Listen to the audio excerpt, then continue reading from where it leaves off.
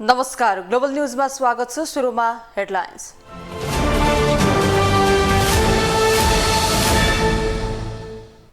प्रधानमन्त्री प्रचण्डले मुलुकलाई विदेशीहरूको खेल मैदान बनाउन चाहेको एमाले अध्यक्ष ओलीको आरोप। 8 दलीय गठबन्धनको गन्तव्य नै नभएको ठोकुवा।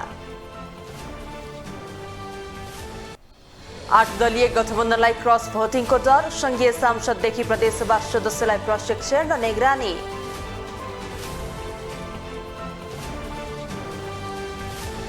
व्यवसायी दुर्गा प्रसाईको नेतृत्वमा काठमाडौँमा प्रदर्शन। लघुवित्त र ब्याङ्कहरूलाई चेतावनी।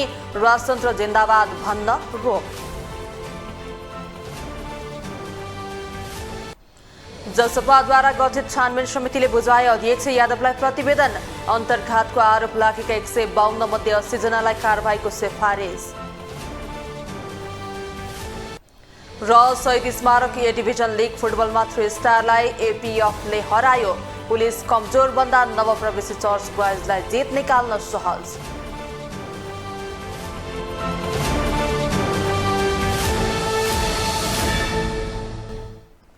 ग्लोबल न्यूज अब विस्तारमा। नेकपा एमालेका अध्यक्ष एवं पूर्व प्रधानमन्त्री केपी शर्मा ओलीले सरकारले मुलुकलाई विदेशीहरूको खेल मैदान बनाउन खोजिरहेको आरोप लगाउनु भएको छ। मुस्ताङमा विश्वविद्यालय खोल्ने भारतको प्रस्तावलाई स्वीकार गरेर प्रधानमन्त्री पुष्पकमल दाहालले चीन विरुद्ध गद्दारी गरेको र मुलुकलाई विदेशीहरूको खेल मैदान बनाउन चाहेको अध्यक्ष ओलीको जिकिर रहेको छ। स्थानीय तह कर्मचारी संघ नेपालले आयोजना गरेको कार्यक्रममा बोल्दै उहाँले त्यहाँ रहेको युरेनियमलाई ध्यान दिएर विश्वविद्यालय खोल्ने भनिएको र त्यो मुलुकका लागि नै अति खतरनाक भएको दावी समेत गर्नुभयो। अध्यक्ष ओलीले मान्छे नै नभएको ठाउँमा विश्वविद्यालय बनाउने कुरा गरेर सरकारले लाज नै बचाएको बताउनु भयो। उहाँले भारतलाई खुसी पार्न प्रधानमन्त्री दाहालले त्यहाँबाट आउने तरकारीहरूको चेक जाँच गर्नु नपर्ने आदेश दिएको भन्दै आपत्ति समेत जनाउनु भयो। नेपालीहरू मारेर भए पनि विदेशीहरूलाई खुसी पार्ने काममा सरकार लागि परेको अध्यक्ष ओलीको भनाइ थियो। उहाँले विषादी खुवाएर नेपालीलाई मार्ने काम सरकारले गर्न खोजेको उल्लेख गर्दै त्यसको विरोधमा उत्रन पार्टीका नेता कार्यकर्तालाई निर्देशन समेत दिनुभयो।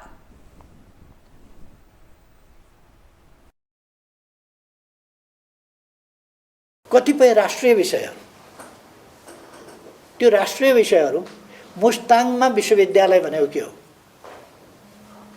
मुस्ताङमा विश्वविद्यालय भनेको विदेशीको दलाली हो, राष्ट्रियतामाथिको प्रहार हो, मित्रराष्ट्र चीन विरुद्धको गद्दारी हो गर्न खोजेको। प्रधानमन्त्रीजीको आदेशमा सब्जी तरकारी आदि इत्यादिको विषादीको कुनै जाँचबुझ गर्न पाइने छैन। हामीसँग संयन्त्र नहुनु बेग्लै कुरा हो, भए जति त जाँच्नु पर्यो नि, तर जाँच्न नपाइने। किनभने छिमेकी खुसी पार्ने, अरू खुसी पार्ने, बाह्य शक्तिलाई खुसी पार्ने, आफ्ना जनतालाई विषाक्त चिजहरू खुवाएर मार्ने, त्यस खालको नीति ल्याउँछ। त्यसको हामीले विरोध गर्नु परेन। यस्ता कमन विषयहरू यो सबैको भाषामा त्यो विषादीयुक्त चिज पुग्छ।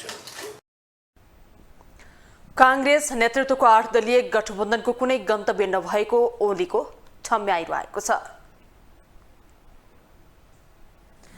नेकपा एमालेका अध्यक्ष केपी शर्मा ओलीले नेकपा एकीकृत समाजवादीका अध्यक्ष माधव कुमार नेपाललाई राष्ट्रपति बन्न प्रस्ताव गरेको स्वीकार गरेका छन्। अध्यक्ष ओलीले नेपाललाई राष्ट्रपतिको प्रस्ताव गरेको भए पनि कांग्रेसलाई सोध्न गएको टिप्पणी गरेका छन्। यता अध्यक्ष नेपालले भने राजनीतिमा नैतिकता हुने भन्दै राष्ट्रपति पद अस्वीकार गरेको दावी गरेका छन्। कुनै बेला माधव कुमार नेपाल नेतृत्वको नेकपा एकीकृत समाजवादीलाई राजनैतिक दल समेत नमान्ने एमाले अध्यक्ष केपी शर्मा ओली राष्ट्रपति चुनाव अघि बनेको गठबन्धन भत्काउन सक्ने जति बल लगाइरहेका छन्। त्यसका लागि उनले माधव कुमार नेपाललाई राष्ट्रपति बनाउने कार्ड समेत फालेका थिए, तर त्यो औपचारिक रूपमा सार्वजनिक भइसकेको थिएन। शनिबार भएको एक कार्यक्रममा भने अध्यक्ष ओलीले नेकपा एकीकृत समाजवादीका अध्यक्ष माधव कुमार नेपाललाई राष्ट्रपतिको उम्मेद्वार बन्न प्रस्ताव गरेको स्वीकार गरेका छन्। नेकपा माओवादी केन्द्रसँग राष्ट्रपति एमाले पाउनुपर्ने अडान राख्दै आएका ओलीले नयाँ गठबन्धन बनेपछि माधव कुमार नेपाललाई राष्ट्रपति बनाउने कार्ड फालेका थिए, जुन कुरा उनले शनिबार मात्र खुलाएका छन्। राष्ट्रपति खायो भन्दाखेरि काङ्ग्रेसलाई सोधेर आउँछु अनि खायो भने नखाउ मलाई चाहिन्छ गए म रामचन्द्र पौडेल कहाँ सोध्न गए, होइन मलाई चाहिन्छ भनेपछि अनि आएर अब त्यहाँ 8 दलको बैठकमा बोलेको मलाई केपी कमरेडले भेट्नुभयो, कुरा राम्रो छ उहाँको पनि, उहाँले राष्ट्रको बारेमा चिन्ता गर्नुभयो। यो लामो कुरा नगर्नुहोस् न। अब यहाँ राष्ट्रपतिमा हामी एकजुट भएर जानु पर्यो नि। अनि त्यो त काङ्ग्रेसको रामचन्द्रजीलाई दिने छँदैछ नि, त्यसमा त म सहमतै छु। हेर बुद्धि। यता नेकपा एकीकृत समाजवादीका अध्यक्ष माधव कुमार नेपालले भने राष्ट्रपतिको प्रस्ताव आएको बताएका छन्। नेपालले कुनै बेला आफ्नो दललाई दल नै स्वीकार नगरेका एमाले अध्यक्ष केपी शर्मा ओलीले राष्ट्रपतिको प्रस्ताव ल्याएको बताएका हुन्। उनले एमाले ल्याएको प्रस्तावले आफ्नो दलभित्र खैला बैला मचाइदिएको समेत संकेत गरेका छन्। एमालेको प्रस्तावलाई स्वीकार गर्न पार्टीभित्र दबाव रहेको उनको भनाइ थियो। हाम्रो निम्ति राष्ट्रपति पद महत्त्वपूर्ण रहेन। हाम्रो निम्ति यो नेपालको राजनीतिलाई स्थायित्व दिने कुरालाई र नेपालले भोग्नु परिरहेको समस्यालाई सम्बोधन गर्नुपर्ने कुरालाई हामीले मुख्य महत्त्व दिएर नै को हुने राष्ट्रपति भन्ने विवादलाई या त्यो गाँठोलाई फुकाउने काममा पनि हामीले भूमिका खेल्यौं। यसअघि एमाले विभाजन भएर बनेको नेकपा एकीकृत समाजवादीलाई मान्यता दिएको भन्दै एमाले लामो समयसम्म संसद अवरुद्ध गरेको थियो।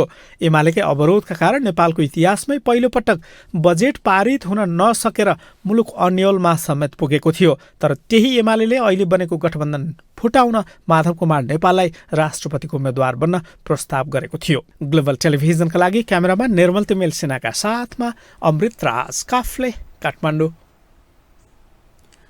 फागुन 25 गते हुने राष्ट्रपतिको चुनावमा सम्भावित क्रस भोटिङलाई मध्यनजर गर्दै 8 दलीय गठबन्धनले प्रदेशदेखि संघीय सांसदलाई निगरानीमा राखेको छ। नेकपा एमाले क्रस भोटमा जोड गरिरहेका बेला कांग्रेस माओवादी सहितको 8 दलीय गठबन्धनले प्रदेशदेखि संघीय सांसदसम्मलाई प्रशिक्षण दिइरहेको छ। फागुन 25 गते हुने राष्ट्रपतिको निर्वाचनलाई लक्षित गर्दै 8 दलीय गठबन्धनले मतदाताहरूलाई प्रशिक्षण दिइरहेको छ। सम्भावित क्रस भोटिङलाई मध्यनजर गर्दै राष्ट्रपति निर्वाचनमा बनेको 8 दलीय गठबन्धनले प्रदेशदेखि संघीय सांसदलाई प्रशिक्षण दिइरहेको हो। गठबन्धनले संघीय सांसदलाई राजधानीमा केन्द्रित गराएर प्रशिक्षण दिइरहेको छ। त्यस्तै प्रदेश सांसदहरूलाई प्रदेश राजधानीमै प्रशिक्षण दिइरहेको छ। शुक्रबार नेपाली कांग्रेसका महामन्त्री गगन कुमार थापाले बागमती प्रदेशका सांसदहरूलाई प्रशिक्षण दिएका थिए। त्यस क्रममा उनले आर्थिक वा अन्य प्रलोभनमा एमाले क्रस भोटिङ गराउन सक्ने जोखिम देखिएको भन्दै सचेत हुनुपर्ने बताएका थिए। उनले अहिलेको आवश्यकता 8 दलीय गठबन्धन भएको पनि बताएका थिए। हामी एक ठाउँ उभिँदै गर्दा हाम्रो पार्टीका नेताहरू खुसी हुनुहुन्छ, कार्यकर्ताहरू खुसी छन् र हामी के अपेक्षा गरिरहेका छौँ भने हामीलाई मतदान गर्ने मतदाताहरू पनि खुसी हुनुहुन्छ। अहिले जे भएको छ एकदम ठिक भएको छ, हुनुपर्ने यही नै। पुस 10 गते जे भएको थियो गलत भएको थियो, त्यो हुनु हुँदैन थियो। त्यसैले पुस 10 गतेको जे भयो त्यो कुरालाई तोडेर भत्काएर फागुन 10, 12, 13 जे बन्यो, आज जे बन्दैछ, जुन बन्ने बाटोमा गइरहेको छ, यसमा हामीले सन्तोष पनि मान्नुपर्छ, गौरव पनि गर्नुपर्छ र यसलाई बचाउनु पनि पर्छ। गठबन्धनले एमाले उम्मेद्वारका पक्षमा मत जान नदिन प्रदेशदेखि केन्द्रसम्म सांसदमाथि प्रशिक्षण दिँदै निगरानी समेत बढाएको छ। शुक्रबार जनकपुरमा पनि मध्य प्रदेशका सांसदहरूलाई प्रशिक्षण दिइएको थियो। प्रशिक्षणका क्रममा लोकतान्त्रिक समाजवादीका नेता शरद सिंह भण्डारीले राष्ट्रिय सहमति अहिलेको आवश्यकता रहेकोले गठबन्धनका साझा उम्मेद्वारलाई भोट दिन आग्रह गरेका थिए। तो बहुमत के जब प्रधानमंत्री बने तो स्वाभाविक बहुमत से राष्ट्रपति बने। इतने ज्यादा जो अभी विवाद जो भर रहे हैं, चर्चा जो भर, चर्चा की आवश्यकता ही नहीं है। अगर स्वाभाविक हिसाब से बहुमत करें, इससे पहले हम सब हमारा लगे सब 3rd टेन्यूर 4th टेन्यूर के हम सब अभी राष्ट्रपति चुनाव कर रहे हैं। पहले चरण में राम बने चुनाव राष्ट्रपति बेल चला, 2nd टेन्यूर में विद्या भंडारी जी बेल चला, 3rd टेन्यूर में विद्या भंडारी बेल चला, 4th टेन्यूर के हम सब निर्वाचन। यसअघि बिहिबार पनि गठबन्धनका शीर्ष नेताले राष्ट्रिय सभा र प्रतिनिधि सभाका सांसदलाई प्रशिक्षण दिएका थिए। अहिले साथै प्रदेशका राजधानीमा प्रदेश सांसदलाई अभिमुखीकरण गरिरहेको 8 दलीय गठबन्धनले फागुन 24 गते काठमाडौँमा संयुक्त रूपमा प्रशिक्षण दिनेछ। ग्लोबल टेलिभिजनका लागि क्यामेरामा नरेश मोक्तानका साथमा कैलाश कठायत, काठमाडौँ। व्यवसायी दुर्गा प्रसाईले राजतन्त्र जिन्दाबाद नभन्न आग्रह गरेका छन्। राष्ट्र, राष्ट्रियता, धर्म, संस्कृति र नागरिक बचाउ महाअभियान अन्तर्गत शनिबार काठमाडौँमा आयोजित शक्ति प्रदर्शनमा उनले राजतन्त्र जिन्दाबाद नभन्न आग्रह गरेका हुन्। मुलुकमा राजा आवश्यक छ भन्दै पछिल्लो समय हुकार गरिरहेका प्रसाईले त्यही राजाको जय जयकार नगर्न किन आग्रह गरे त? एक रिपोर्ट। तपाईहरुलाई म एउटा कुरा के भन्छु भने नि, राजतन्त्र जिन्दाबाद पनि नभन्नुहोस्। अहिले व्यवसायी दुर्गा प्रसाईले राजतन्त्र जिन्दाबाद नभन्न आग्रह गरेका छन्। काठमाडौँको नयाँ बानेश्वरमा शनिबार शक्ति प्रदर्शनमा सम्बोधन गर्दै उनले राजतन्त्र जिन्दाबाद नभन्न आग्रह गरेका हुन्। हिन्दू राष्ट्र, राज संस्था स्थापना, बैंक तथा वित्तीय संस्थाको नियन्त्रण लगायत माग राख्दै शक्ति प्रदर्शन गरेका उनले एकाएक किन राज संस्थाको नारा लगाउन बन्द गराए त? यो विषयलाई चासोको रूपमा हेरिएको छ। पूर्व राजा ज्ञानेन्द्र शाहलाई 2 पटकसम्म भेटेपछि प्रसाईले यो अभियानको सुरुवात गरेका थिए। फागुन 1 गते झापा स्थित मेचीनगर पुलमा ज्ञानेन्द्र सहित उनको परिवारका अन्य सदस्यलाई सहभागी गराएर आन्दोलन थालेका उनी काठमाडौँसम्म आइपुग्दा किन एकाएक चुप भए र राजाको नाम नलिन कार्यक्रममा उपस्थित नागरिकहरूलाई आग्रह गरे। उनको यो अभियानलाई राजावादी तथा हिन्दू राष्ट्र नेपालका पक्षधरले साथ दिएका थिए, तर उनले राजतन्त्र जिन्दाबाद नभन्न भन्दै आग्रह गरेपछि सबै मौन प्राय देखिन्थे। तपाईहरुलाई म एउटा कुरा के भन्छु भने नि, राजतन्त्र जिन्दाबाद पनि नभन्नुहोस्। अहिले राजा पनि आउनु पर्यो नि त, राजालाई पनि चाहियो भने यहाँ आउनु पर्यो। दरबार भित्र बसेर म राजा हुन्छु भन्दा उहाँलाई पनि पाउनु हुँदैन। हामीसँगै आउनु पर्यो, भिड्नु पर्यो, हामीलाई साथ दिनु पर्यो। पर्यो कि परेन भन्नुहोस् त? हामी राजा देखाएर रोटी साट्ने व्यक्ति होइन दुर्गा प्रसाई। म राजा देखाएर सांसद बनेर जान्न। उनको मनसा हेर्दा पूर्व राजा ज्ञानेन्द्र शाह उपस्थित नभएपछि राजतन्त्र जिन्दाबादको नारा नलगाउन आग्रह गरेको हुन सक्छ, तर शाह उपस्थित नहुँदैमा उनको नाम लिएर जिन्दाबाद भन्नै नहुनुलाई कुन अर्थमा लिने? उनले यो आग्रह गर्नु पूर्व यसअघि उनका समर्थकले राजा आऊ देश बचाऊ लगायतका नाराबाजी गर्दै प्रदर्शन गरिरहेका थिए, तर प्रसाईले आफ्नो सम्बोधनका क्रममा राजतन्त्र जिन्दाबादको नारा नलगाउन आग्रह गरे। उनको शर्त थियो राजतन्त्र चाहिने हो भने पूर्व राजा शाह र उनको परिवारका सदस्य पनि आफ्नो कार्यक्रममा सहभागी हुनुपर्छ। माओवादी छाडेर एमाले प्रवेश गरेका प्रसाई हाल यो पार्टी पनि परित्याग गर्दै राष्ट्र, राष्ट्रियता, धर्म, संस्कृति र नागरिक बचाउ महाअभियान सञ्चालन गर्ने भन्दै काठमाडौँमा आन्दोलनको कार्यक्रम सुरु गरेका छन्। ग्लोबल टेलिभिजन एचडीका लागि सुदर्शन आचार्यको रिपोर्ट।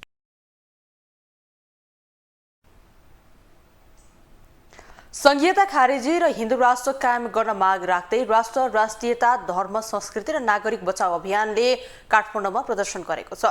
व्यवसायी दुर्गा प्रसाई नेतृत्वको महाअभियानले काठमाडौँमा प्रदर्शन गरेको हो। प्रदर्शनमा सहभागीहरूले नेपाललाई हिन्दू राष्ट्र कायम गर्न, संघीयता खारेज गर्न माग गर्दै राजतन्त्रको पक्षमा नाराबाजी समेत गरेका छन्। संघीयता खारेजी र हिन्दू राष्ट्र कायम गर्न माग राख्दै व्यवसायी दुर्गा प्रसाई नेतृत्वको राष्ट्र, राष्ट्रियता, धर्म, संस्कृति र नागरिक बचाउ महाअभियानले काठमाडौँमा प्रदर्शन गरेको छ। व्यवसायी प्रसाईले बानेश्वरमा शक्ति प्रदर्शन समेत गरेका छन्।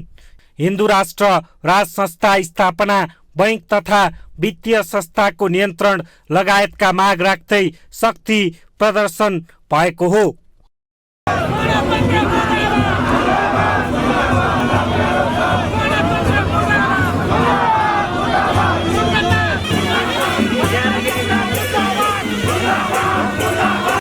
यसअघि प्रसाईले सोही एजेन्डा लिएर झापाबाट मेची महाकाली अभियान सञ्चालन गर्दै कञ्चनपुरसम्म अभियान सञ्चालन गरेका थिए। पूर्व राजा ज्ञानेन्द्र शाहलाई झापामा भेटेपछि प्रसाईले यो अभियान सुरु गरेका हुन्। उनको यो अभियानलाई राजावादी तथा हिन्दू राष्ट्र नेपालका पक्षधरहरूले साथ दिएका छन्।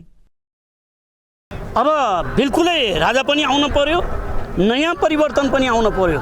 अब हामीले यो पुरानो परिवर्तनबाट केही आशावादी चाहिँ हामीले देखेनौँ। हेर्नुहोस्, बजार भाउ आकाशीय छ, तपाईँको जताततै भ्रष्टाचार छ, जताततै अलिअलि चलेका व्यवसायहरू सबै धराशायी सुकेका छन्। अभियानमा राप्रपाका तल्लो तहका कार्यकर्ताहरू पनि सहभागी थिए। काठमाडौँको माइती घरबाट सुरु भएको प्रदर्शन बानेश्वरमा कार्यक्रम हुनुअघि भएको र्यालीमा सहभागीहरूले राज संस्था स्थापना, हिन्दू राष्ट्र स्थापना, 2047 सालको संविधानको कार्यान्वयन लगायतका माग गरेका छन्।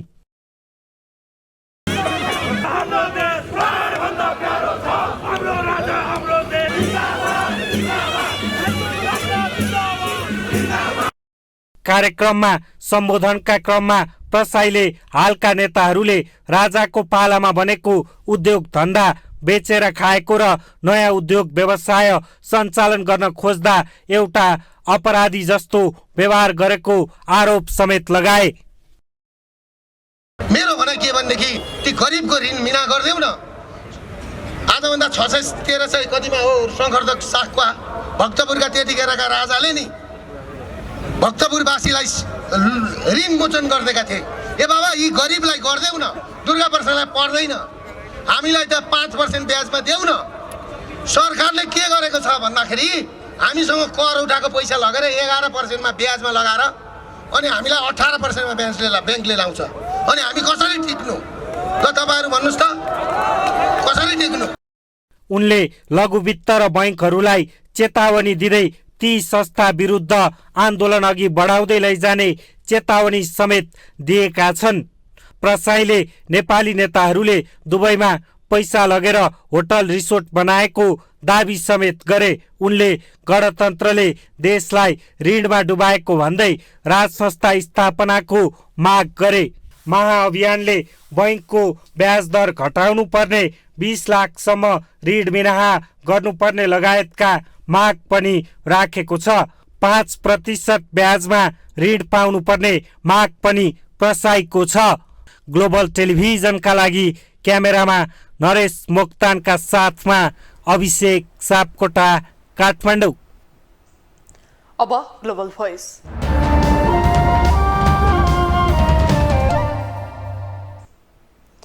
व्यवसायी दुर्गा प्रसाईले काठमाडौँको नयाँ बानेश्वरमा शक्ति प्रदर्शन गरेका छन्। हिन्दू राष्ट्र, राज संस्था स्थापना, बैंक तथा वित्तीय संस्थाको नियन्त्रण लगायतका माग राख्दै उनले शक्ति प्रदर्शन गरेका हुन्। यसै विषयलाई लिएर ग्लोबल भोइसमा आज हामीले प्रदर्शनमा सहभागी नागरिकलाई सोधेका छौं, प्रसाईको यो अभियान र यसको औचित्य के हो? यो 3टा ओदानको खुट्टा शेरबहादुर देउवा, प्रचण्ड, केपी ओली, उहाँ मार्फतबाट अब केही पनि यो देशमा निकास होला जस्तो मलाई लागेन। र अब हामी आम दाजुभाइ दिदीबहिनी सर्वसाधारण सबैजना उठेर अब यो देशमा परिवर्तन गर्नुपर्ने आवश्यकता देखियो।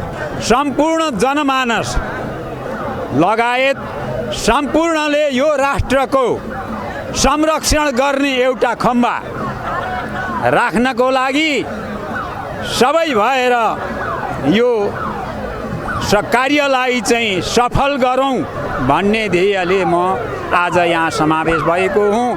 अब यदि समयमा राजा नआउने हो भने यो देश त चाहिँ खतम हुँदै जाने रहेछ भन्ने कुरा त अब आम जनताले बुझ्नु पर्यो। 42 साल हेऱ्यौँ, 2046 साल हेऱ्यौँ, 2063 साल हेऱ्यौँ र आजसम्म पनि हामी हेर्दैछौँ। हामी दिगदार भइसक्यौँ, नेपाली जनता दिगदार भइसके। कोही सुरक्षित नै छैन, कसले कहाँ के हुन्छ भन्ने ग्यारेन्टी नै भएन अब त। तर के रहेछ भनेदेखि उनीहरूले चाहिँ हामी जनता राष्ट्रलाई गर्न आएका रहेछन्। उनीहरू नेतै हामीलाई प्रयोग गरेर यो लुट्न आएका रहेछ। किनभने अब हामी उनीहरू आज कसरी प्रमाणित भयो भनेदेखि राजाले हिजो त्यत्रो संस्थानहरू त्यस्ता चाहिँ अब यहाँ जस्तो धान गोदामहरू थियो थाउथलीमा, यहाँको धानहरू हामी बाहिर बेच्थ्यौँ, यहाँका खोर्सानीहरू राजाका पञ्चायतवाला चाइना बेच्थ्यौँ, यहाँका गोर्बने बेच्थ्यौँ, यहाँका अन्नहरू बेच्थ्यौँ, यहाँका जनताहरू चाहिँ वास्तवमा धेरै चाहिँ एकदम आर्थिक अवस्था धेरै उन्नति थियो। यहाँ हाम्रो काठमाडौँलाई खानापुना गाउँबाट उत्पादन गरेका तरकारीहरू, धानहरू, अन्नहरू हामी गाउँले खाएर पनि गर्थ्यौँ। बिउ बिजनहरू राम्रो राम्रो उत्पादन गरेको थियो। अब अहिले त के छ भने किसानले काम गर्ने बेलामा खेतमा आउँदैन, मल दिएको छैन। किन उसले नदिएपछि यहाँ मल मरुभूमि गइदिने अनि इन्डियाबाट चाहिँ चामल खाएपछि त हाम्रो यहाँ त छक्राचुर गर्ने। यिनीहरू के रहेछन् भने यिनीहरू विदेशीका दलाल रहेछन्। राजा नै आउनु पर्यो भनेदेखि त यो जुलुसमा नै आउनु पर्यो, उसलाई आवश्यक छ भनेर भन्नुभयो। त्यो सही कुरो हो। यो देशमा जे मन लाग्यो त्यही हुन थाल्यो। यो संसद तुरुन्त खारिज हुनुपर्छ। संसद खारिज हुनुभन्दा अगाडि यो चुनावमा निर्वाचन आयोगले अन्याय, अत्याचार, भ्रष्टाचार गरे कि गरेन भाइहरू मिडियालाई? राजा किन आवश्यक छ भने राजा तपाईँको राजा तपाईँको शिक्षा प्रमुख हुँदाखेरि हाम्रो शिक्षा वर्ल्डको 1 नम्बरमा पर्थ्यो। राजा धर्म प्रमुख हुँदाखेरि हाम्रो धर्म वर्ल्डको टप 10 मध्ये फर्स्ट र सेकेन्डमा पर्थ्यो। अहिले हेर्नुहोस् त 47 सालपछि यिनीहरूले किन लगेको रहेछ त? सिद्धाउनलाई लगेको रहेछ। त्यसकारण यो शिक्षा र धर्मको संरक्षण गर्न पनि राजा चाहिन्छ र ल्याउनुपर्छ। र यो जुन यो आर्थिक 10वटा साँडे र 10वटा माडेले बैंक कब्जा गरेर जुन पैसा राखेर चाहिँ देश कब्जा गर्छु भनेर दिव्य सपना देखेको छ, यो सपनाबाट हटै हुन्छ। सुदूरपश्चिम प्रदेशका मुख्यमन्त्री कमल बहादुर शाहले भोलि विश्वासको मत लिने हुनु भएको छ। मुख्यमन्त्री शाहले प्रदेशसभा सचिवालयलाई आइतबार विश्वासको मत लिनका लागि आवश्यक व्यवस्थापन मिलाउन आग्रह गर्दै पत्र पठाउनु भएको हो। सभामुख भीमबहादुर भण्डारीले आइतबार दिउँसो 1 बजे बस्ने प्रदेशसभा बैठकमा मुख्यमन्त्री शाहले विश्वासको मत लिने गरी व्यवस्थापन भइरहेको जानकारी दिनुभयो। मुख्यमन्त्री बन्दा समर्थन गरेको नागरिक उन्मुक्ति पार्टीले विश्वासको मत नदिएपछि माघ 26 गते नेकपा एमालेका राजेन्द्र सिंह रावल नेतृत्वको सरकार ढलेको थियो। त्यसपछि संविधानको धारा 168 को उपधारा 3 बमोजिम ठूलो दलको संसदीय दलको नेताको हैसियतमा सोही दिन शाहलाई प्रदेश प्रमुख देवराज जोशीले मुख्यमन्त्रीमा नियुक्त गर्नुभएको थियो। यसैबीच विश्वासको मत दिनु पूर्व नागरिक उन्मुक्ति पार्टीले मन्त्रालयको भागबन्दामा लिखित प्रतिबद्धता माग गरेको छ। दलीय सहमतिको लिखित हस्ताक्षर बिना विश्वासको मत दिन नसकिने अध्यक्ष रञ्जिता श्रेष्ठको भनाइ छ। जनता समाजवादी पार्टी नेपालद्वारा गठित छानबिन समितिले प्रतिवेदन बुझाएको छ। पार्टी केन्द्रीय कार्यालय बालकुमारीमा औपचारिक कार्यक्रम गरी समितिले आफ्नो प्रतिवेदन अध्यक्ष उपेन्द्र यादवलाई बुझाएको हो। प्रतिनिधि सभा तथा प्रदेश सभा सदस्य निर्वाचनमा अन्तर्घातको आरोप लागेका 152 जनामाथि बयान लिइएको थियो। कारबाहीको सिफारिस गरिएका मध्ये केन्द्रीय तहका 48 जना, प्रदेश समितिका 22 जना र स्थानीय तहका 82 जना रहेका छन्, जसमध्ये 80 जनालाई कारबाहीको सिफारिस गरिएको छ। छानबिन समितिले 5 थर सुनसरी, मोरङ, सप्तरी, सिराहा, महोत्तरी, धनुषा, सर्लाही, मकवानपुर, धादिङ, काभ्रे, बर्दिया, सुर्खेत, कैलाली जिल्लामा पुगी स्थलगत प्रतिवेदन तयार पारेको हो। गैर भौगोलिक विशेष प्रदेश समितिका सदस्य पनि कारबाहीको लागि सिफारिस गरिएको छ। शिवलाल थापा नेतृत्वको छानबिन समितिले आफूले जिम्मेवारी पाएको 49औं दिनमा प्रतिवेदन हस्तान्तरण गरेको हो।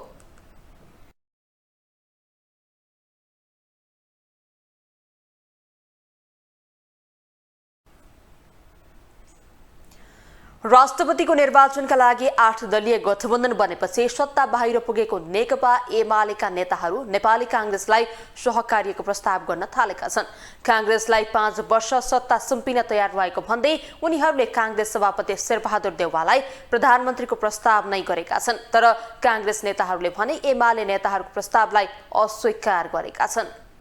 राष्ट्रपतिको चुनावले नेपाली राजनीति तरङ्गित छ। यही बेला राजनीतिक स्थायित्वका लागि भन्दै कांग्रेस र एमाले मिल्नुपर्ने आवाज उठेको छ। खास गरी नेकपा एमालेका नेताहरू सार्वजनिक मञ्चबाटै कांग्रेसलाई नयाँ गठबन्धनका लागि आह्वान गरिरहेका छन्। प्रधानमन्त्री प्रचण्डले सत्ताबाट बाहिरिन बाध्य पारेपछि विक्षिप्त बनेका एमाले नेताहरू राजनीतिक स्थायित्वको रटान लगाउँदै कांग्रेसलाई प्रधानमन्त्रीको ललिपप देखाइरहेका छन्। प्रधानमन्त्री प्रचण्डलाई सत्ताबाट हटाएर थाङ्नामा सुताउने रणनीति एमालेको छ। आफ्नो पार्टीको रणनीति सफल पार्न एमालेका नेताहरू 5 वर्ष सत्ता सुम्पिन तयार रहेको भन्दै कांग्रेस सभापति शेरबहादुर देउवालाई प्रधानमन्त्रीको प्रस्ताव गरिरहेका छन्। सत्ताका लागि एमालेले जुनसुकै बेला जे पनि गर्न सक्छ भन्ने बुझाइ कांग्रेस नेताहरूको छ।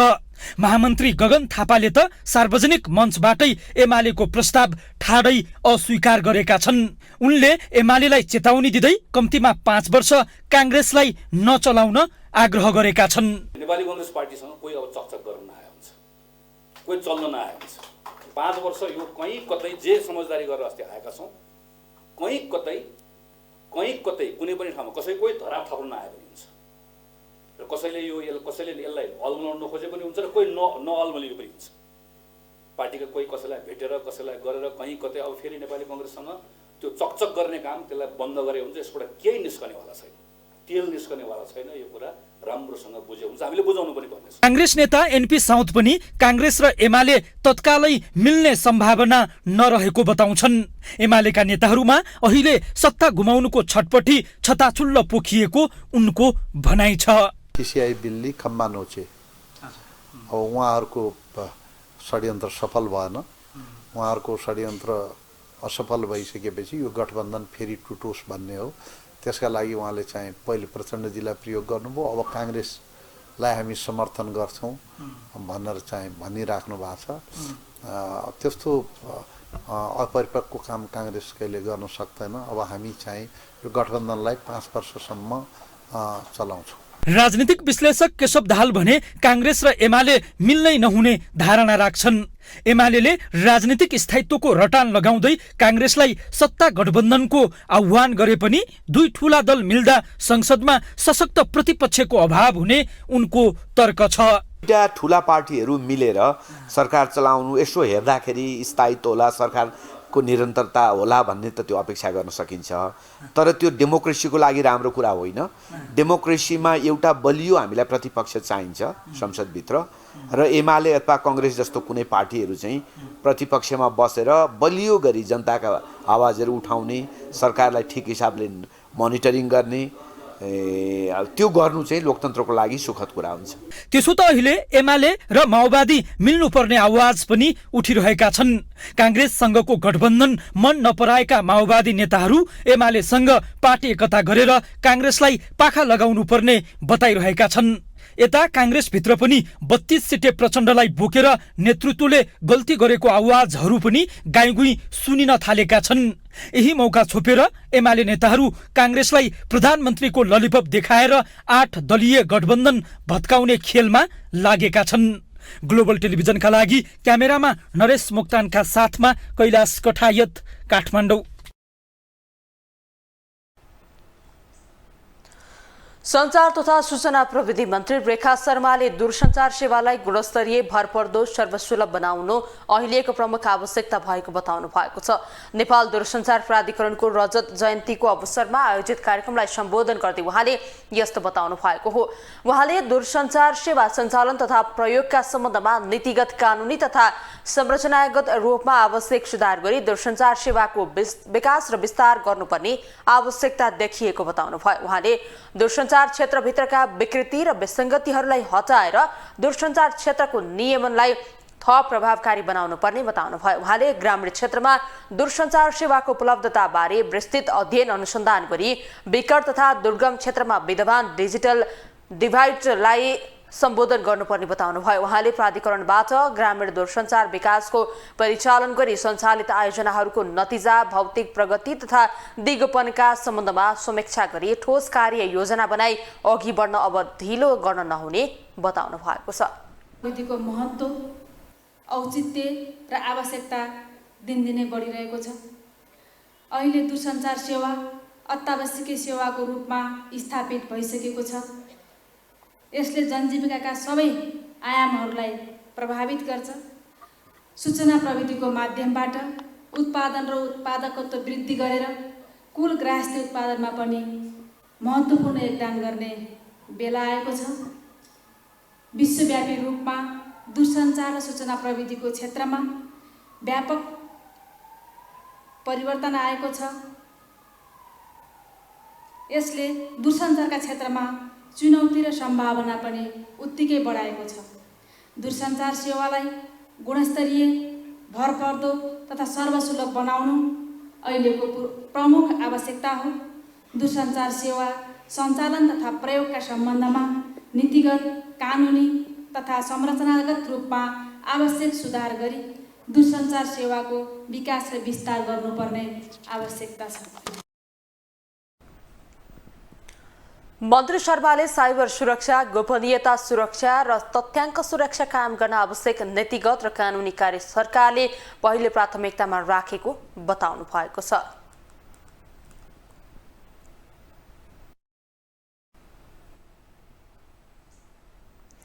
उपराष्ट्रपति नन्दबहादुर पुनले क्षेत्रीहरू आदिवासी भएको निष्कर्षमा आफू पुगेको बताउनु भएको छ। उपराष्ट्रपति पुनले क्षेत्रीहरू आदिवासी हुन् वा होइनन् भन्ने कुरामा गहिरिएर अध्ययन गर्न नेपाल मगर संघलाई आग्रह समेत गर्नुभयो। संविधानमा कतिपय विषय समावेश गरिए पनि कतिपय विषय आउन बाँकी रहेकोले त्यसलाई स्थापित गराउनका लागि आदिवासी जनजातिहरूले एकताबद्ध भएर सरकारलाई खबरदारी गरिरहनु पर्ने पनि उपराष्ट्रपति पुनको भनाइ थियो। उपराष्ट्रपति पुनले आदिवासी जनजातिहरूको पहिचान स्थापित गराउनका लागि आफूले सक्दो सहयोग गर्ने प्रतिबद्धता व्यक्त गर्नुभयो। क्षेत्रीय समुदायलाई समावेश गरिएको छ। त्यसमा हामीले अझै अध्ययन अझै गहिरिएर सोच्नुपर्ने विषय छ कि क्षेत्रीहरू आदिवासी हुन् कि होइनन् भन्ने विषय अलिक गहिरो विषय छ र यसको इतिहास तथ्यहरू हामीले हेर्न जरुरी छ। मलाई लाग्छ यो क्षेत्रीहरू पनि आदिवासी हुन् भन्ने कुरा चाहिँ सही हो भन्ने नै लाग्छ। उपराष्ट्रपति पुनले आदिवासी जनजातिहरूको एकता टुट्यो भने उनीहरूले उठाउँदै आएका पहिचानको मुद्दा पनि ओझेलमा पर्ने तर्क गर्नुभयो।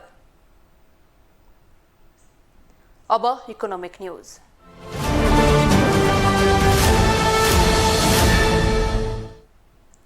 नेपाल राष्ट्र बैंकले आइतबार 15 अर्ब रुपैयाँ भन्दा बढीको ट्रेजरी बोल कबोल गर्ने भएको छ। बैंकले 28 दिन अवधिको 5 अर्ब 91 करोड अवधिको 6 अर्ब 4 करोड रुपैयाँ र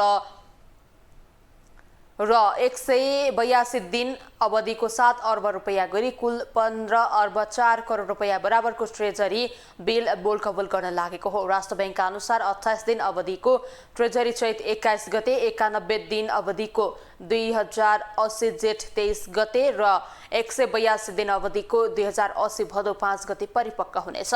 यसअघि बैंकले 28 दिन अवधिको 5 अर्ब 91 दिन अवधिको 3 अर्ब 13 करोड रुपैयाँ र 364 दिन अवधिको 7 अर्ब रुपैयाँ गरी कुल 15 अर्ब 13 करोड रुपैयाँ बराबरको ट्रेजरी बिल जारी गरेको थियो। ऋण पत्रको बोलकबोल अनलाइन मार्फत दिउँसो 3 बजे खुला हुने राष्ट्र बैंकले जनाएको छ। बोलकबोलमा सहभागी हुने क, ख र ग वर्गका बैंक, अन्य वित्तीय संस्था, गैर बैंक तथा वित्तीय संस्था लगायत मध्ये सर्वाधिक अङ्क कबोल गर्नेलाई राष्ट्र बैंकले मंगलबार ट्रेजरी बिल जारी गर्नेछ। अब इन्टरनेशनल न्यूज।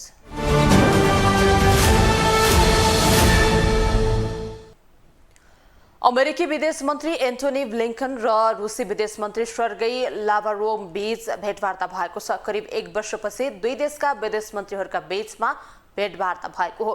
भारतमा जारी G20 देशका विदेश मन्त्रीहरूको बैठकमा पहिलो पटक भेटवार्ता भएको हो। करिब 10 मिनटसम्म उनीहरू बीच वार्ता भएको जनाइएको छ। रुस युक्रेन युद्ध सुरु भएपछि अमेरिकी उच्च अधिकारीले रुसी अधिकारीसँग भेटवार्ता गरेको यो नै पहिलो घटना समेत हो। अमेरिकी विदेश मन्त्री एन्टोनी ब्लिंकेन र रुसी विदेश मन्त्री सेर्गेई लाभरोभ बीच भेटवार्ता भएको छ। उनीहरू बीच करिब 1 वर्षको अन्तरालपछि पहिलो पटक भेटवार्ता भएको हो।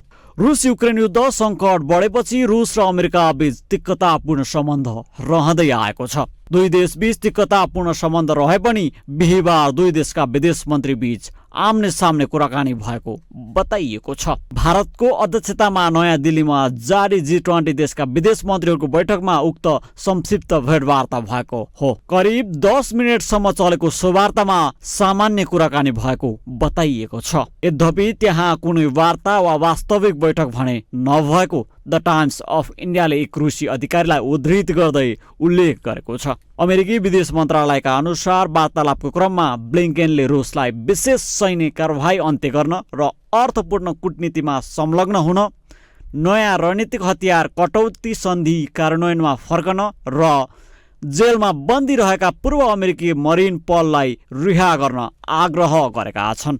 तर रुसी पक्षले अमेरिकाको व्यवहार विश्वसनीय नभएको भन्दै अमेरिकी आग्रह स्वीकार्न अप्ठ्यारो भएको बताएको अन्तर्राष्ट्रिय सञ्चार माध्यमले जनाएका छन्। युक्रेनमाथि रुसी आक्रमण सुरु भएको दोस्रो वर्ष चलिरहेको छ। यससँगै अन्तर्राष्ट्रिय रूपमा विभिन्न देशका प्रतिनिधिहरूको भेटवार्ता पनि बाक्लिएको छ। त्यति मात्र होइन, यससँगै यो युद्धले विकसित र विकासशील देशहरू बीचको खाडालाई अझ गहिरो बनाइदिएको छ। विकसित देश अमेरिका तथा युरोपेली मुलुकहरूले भारत, चीन, दक्षिण अफ्रिका तथा ब्राजिल जस्ता विकासशील देशहरूलाई रुसी आक्रमणको विरोधमा आउन आह्वान गरिरहेका छन्। तर भारत र चीनसँगै अन्य विभिन्न विकासशील देशहरू भने रुस र युक्रेन बीचको युद्धलाई सम्पूर्ण विश्वको टाउको दुखाइको विषयको रूपमा मानेका छैनन् र यो युद्धलाई मोटामोटी रूपमा युरोपको समस्या मान्दछन् र यसलाई शान्तिपूर्ण रूपमा चाँडोभन्दा चाँडो अवतरण गर्नुपर्ने दाबी गरिरहेका छन्। ग्लोबल टेलिभिजनको लागि एजेन्सीको सहयोगमा विशाल पुरीको रिपोर्ट। अब स्पोर्ट्स न्यूज।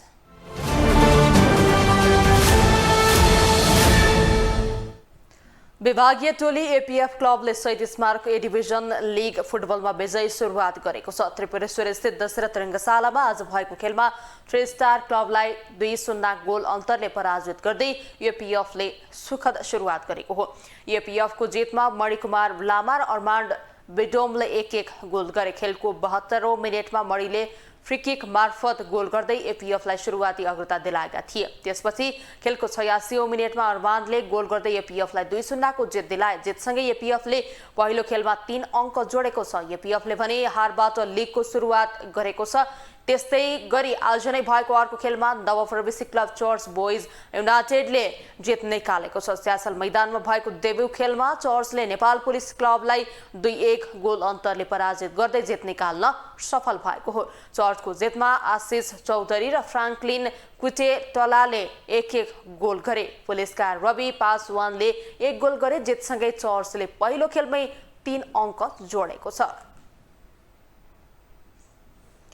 शहीद स्मारक ए डिभिजन लिगका लागि सङ्कटा क्लबले चाइना ट्रेड लिङ्क प्रालीको न्युक्यान ब्रान्डसँग खेल सामग्री प्रायोजन सम्झौता गरेको छ। क्लबले पत्रकार सम्मेलन गर्दै युक्यानसँग 1 वर्षको लागि सो सम्झौता गरेको हो। सम्झौता अनुसार चाइना ट्रेड लिङ्क प्रालीले क्लबलाई करिब 7 लाख बराबरको खेल सामग्री प्रदान गर्ने बताएको छ। सम्झौता पत्रमा क्लबका अध्यक्ष इन्द्रमान तुलाधर र चाइना ट्रेड लिङ्क प्रालीका प्रबन्ध निर्देशक राजन महर्जनले हस्ताक्षर गर्नुभएको थियो। क्लबले आज नै नील डेभिड युनिसेक्स सलुनसँग स्टाइलिङ पार्टनरको रूपमा सम्झौता पनि गरेको छ। यो लिग अवधिभर रहने क्लबले जनाएको छ। सम्झौता अनुसार खेलाडीलाई नील डेभिडले विभिन्न सुविधा प्रदान गर्नेछ। क्लबले यो सिजनको लागि 2 करोड 40 लाख रुपैयाँ खर्च गर्ने योजना बनाएको छ। ग्लोबल न्यूजको अन्तिम हेडलाइन्स पुनः एकपटक।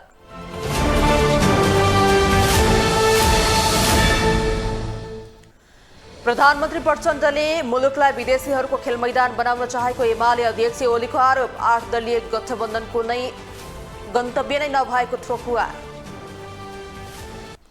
8 दलीय गठबन्धनलाई क्रस भोटिङको डर। सङ्घीय सांसददेखि प्रदेशसभा सदस्यलाई प्रशिक्षण र निगरानी।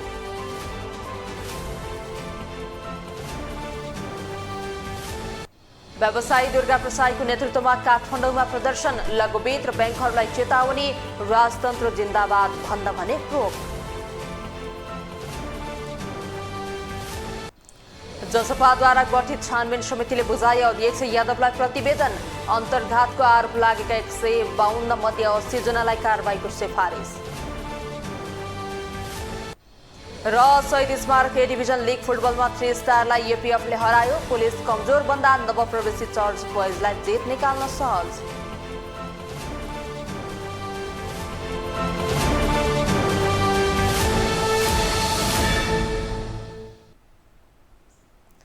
ग्लोबल न्यूज अहिलेलाई यति नै। तपाईँ ग्लोबल टेलिभिजन फेसबुक तथा युट्युबमा पनि प्रत्यक्ष हेर्न सक्नुहुनेछ।